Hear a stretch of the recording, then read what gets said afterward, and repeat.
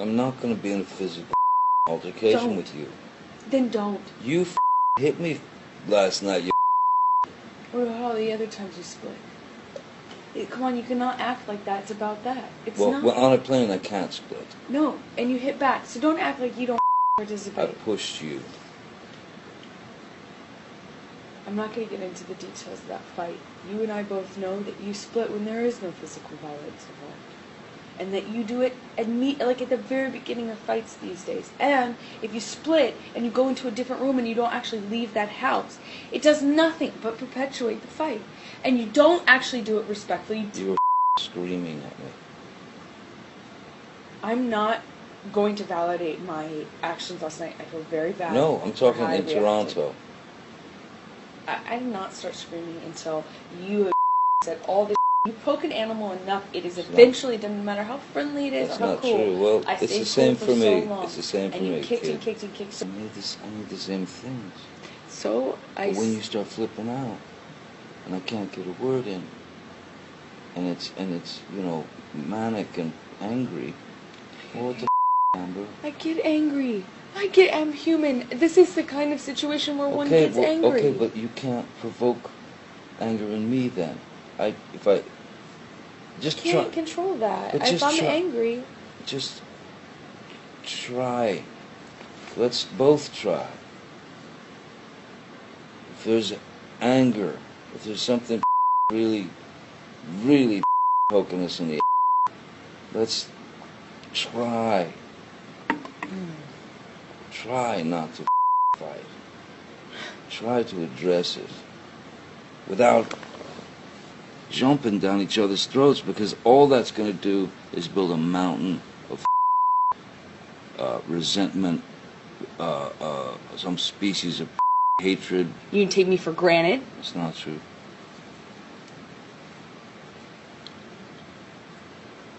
It's not true. I'm not the one who throws pots and those are different. Whatever else at me. That's different. That's one does not negate the other.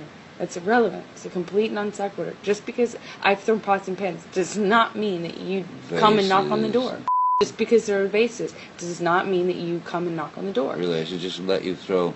I'm not saying that. You're saying that. You're putting words in my mouth. The only time I ever threw anything at you was when you threw the cans at me in Australia. Why are you trying to justify who throws things based on whether or not you come knocking on the door? I don't because get that why is a irrational and violent maneuver. So a man would want to get out of that area so that he doesn't get so f***ing angry that he actually does pop the wife. You're just afraid that the truth will come out. What truth?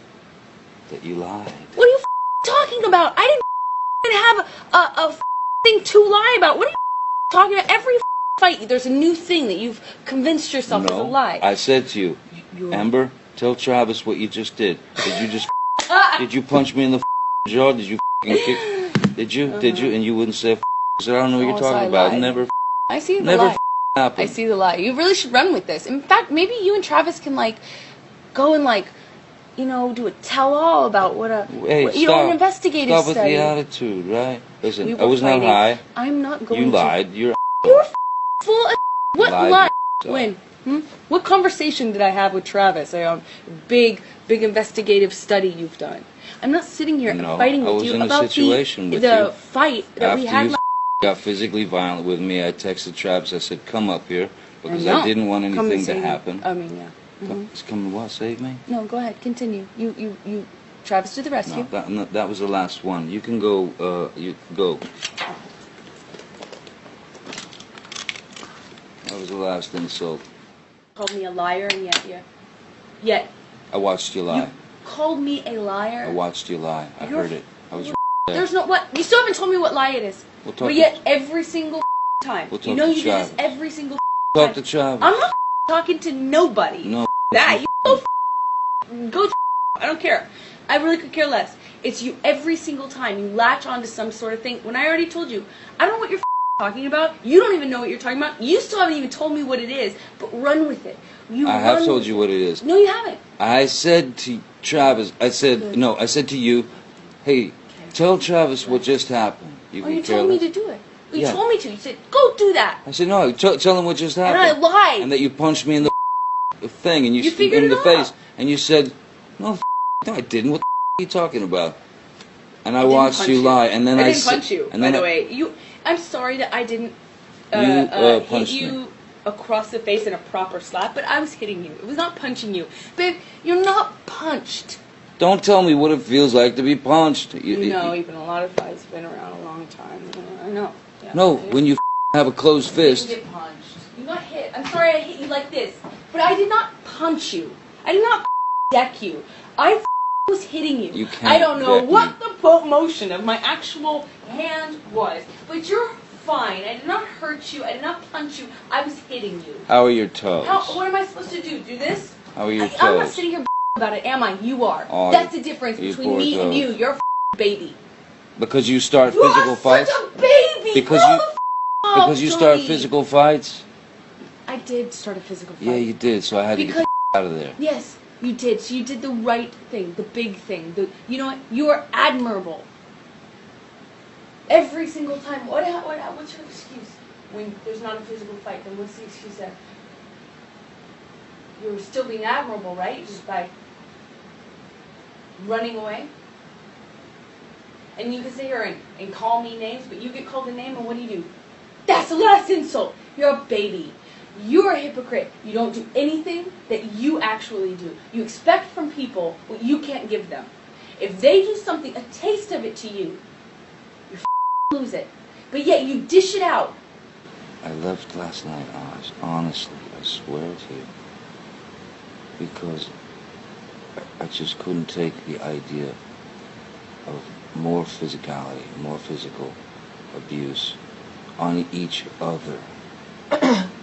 Because had we continued, it would have gotten bad. And baby, I told you this once, and I'm scared to death of it. We are a crime scene waiting to happen if we don't get our together. And that, by getting our together, that might mean, hey, we do this and we make it. That might mean,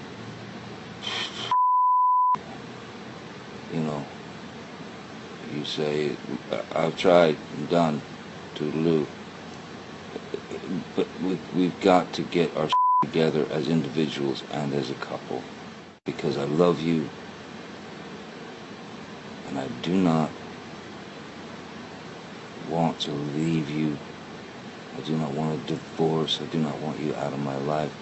I just want peace. If things get physical, we have to separate. We have to be apart from one another, whether it's for an hour or 10 hours or a day.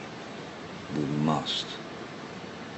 There can be no physical violence towards each I agree other. about the physical violence, but separating for a day or night and taking a night off from our marriage. No. All I'm saying is we need to take whatever time we need, you need, or I need, to kind of let things settle for a minute, so that we don't kill each other, or worse, you know,